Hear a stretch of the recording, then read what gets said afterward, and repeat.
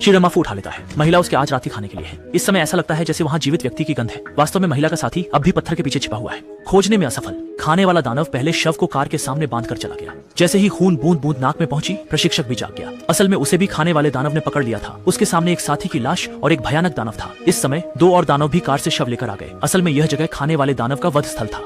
निरीक्षक अभी भी साथी का नाम पुकार रहे थे। किसे पता था वह पहले ही मर चुका था। इसके बाद ऑग्र भी कार चलाकर निकल गया नए शिकार की खोज में। निरीक्षक ने जब अवसर सही देखा तो ऑग्र को बुलाया, एक मुक्का मारकर उसे गिरा दिया, फिर चाकू उठाकर पैर की रस्सी काट दी और तुरंत अपने हाथ भी खोल लिए। इसी समय ओगर भी आगे बढ़ाया। दोनों गुत्थम गुत्था हो गए। आदमी एक विशेष सैनिक होने के नाते उसकी लड़ाई कौशल अद्वितीय थी। उसने जल्दी ही ओगर को नीचा दिखा दिया। भले ही ओगर ने हथियार उठा लिया था, लेकिन उसे कोई फायदा नहीं हुआ। इसके बजाय आदमी ने उसका हथियार छीन लिया और एक गोली से ही उसे मौत के घाट उतार दिया। इसके बाद प्रशिक्षक एक लकड़ी के केबिन में आया, जहाँ सड़ी हुई मरी मछलियां लटकी हुई थी। साफ था कि यहाँ कोई सामान्य व्यक्ति नहीं रहता था। प्रशिक्षक चुपचाप अंदर आया, लेकिन वहाँ एक बुजुर्ग था। तभी उसने पूरी तरह से अपनी सतर्कता छोड़ दी और बिस्तर पर बैठकर घाव का इलाज करने लगा। लोग भी कहने लगे कि यहाँ पहले एक जोड़ा रहता था, लेकिन पानी के स्रोत में प्रदूषण होने के कारण कुछ विकृत लोग पैदा हो गए। फिर वे आगे बढ़े। असल में ये बूढ़ा आदमी खतरनाक इंसान का पिता है, लेकिन वह कैसे अधिकारी के मुकाबले टिक सकता है। कुछ ही समय में उसे गिरा दिया गया और उस पर विस्फोटक लगा दिए गए, लेकिन उसे खुद पता नहीं था और वह पीछे दौड़ पड़ा। मगर अगले ही क्षण इस समय फोटोग्राफर भी गाड़ी में वापस आ गया, लेकिन मॉनिटर में खराबी आ गई। जब वह उसे ठीक करने के लिए झुका तब उसे मालूम नहीं था कि उसकी जीवन यात्रा भी समाप्त होने वाली है।